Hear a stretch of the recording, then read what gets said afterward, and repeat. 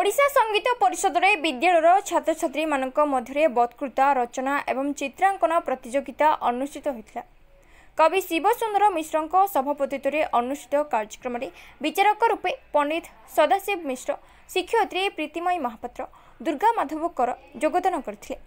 संपादक अनमचंद्र साहू जगबंधु सिंह कर्ममय जीवन विषय वर्णना करथिले।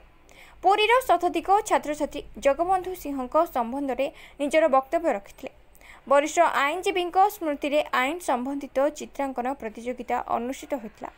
जगबंधु सिंह स्मृति संसद तरफ आयोजित कार्यक्रम में भोलनाथ विद्यापीठ प्रथम, पुरी जिला स्कूल, विश्वम्बर विद्यापीठ, आचार्य Harihar Vidya Niketan, Bhagwati Vidya Niketan, DAV public school, बलगंडी उच्च विद्यालय, सरकारी बालिका उच्च विद्यालय आदिर छात्र छात्रीगण योगदान करथिले।